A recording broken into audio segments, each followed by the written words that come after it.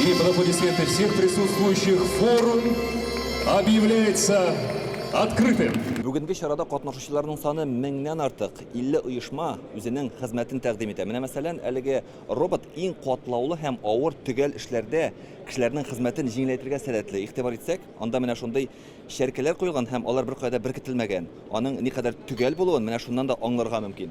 Әлеге технологиялар белән президент Рөстәм Миңнехановны таныштыралар. Бу робот җитештерү куәтен арттырырга мөмкинлек биргән. Ул кеше хезмәтен алыштыра. Шул ук вакытта электр энергиясе дә күп кулланылмый, табигатькә дә зыян килмәй.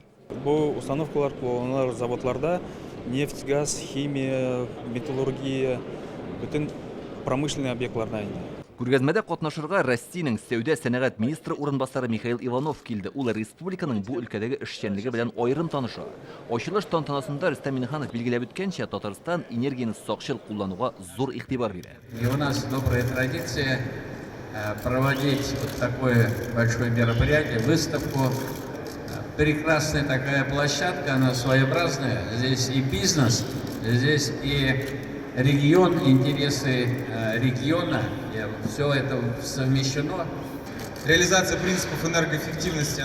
Энергияны нәтиҗәле итеп куллану алымнарын керткәндә түләүләр кими. Бу факторларның барысында кичә Россия президенты Владимир Путин үз юлламасында әйтте. Татарстанның бу мөһим мәсьәләләрне хәл итүдә алдынгы булып торуы аеруча сөенечле. Республика хөкүмәте утырышында билгеләп үтелгәнчә, бүген Татарстан иленең 2024 елга кадәр билгеләнгән энергетика стратегиясе планын алдан үти. Бу республикада энергия станцияларын яңартуның уңай нәтиҗәсе. Республика 2030 елга кадәр тулай эчке продукт җитештерүгәндә кулланыла торган энергия күләмен 3тән 1 өлешкә киметергә җыена.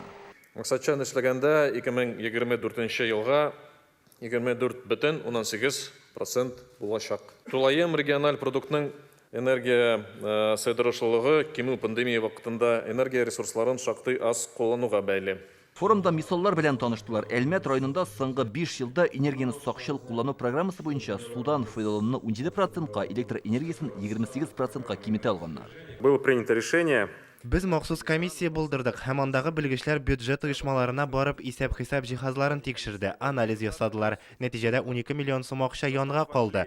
Кайбер оешмаларда счетчикларның гомумән тикшерелмәгән булуы ачыкланды. Энергияны куллану нормадан 40%-ка артып киткән. Кайбер очракларда биналарның тузган булуы һәм эшкә җавапсыз карау да моның сәбәбе булган.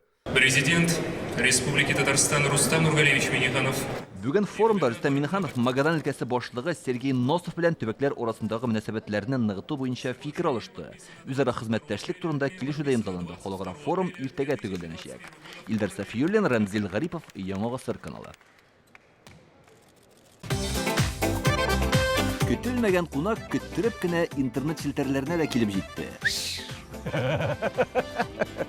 Хәзер бу фильмның барлык серияларын ТНВ.ру сайтында карап була.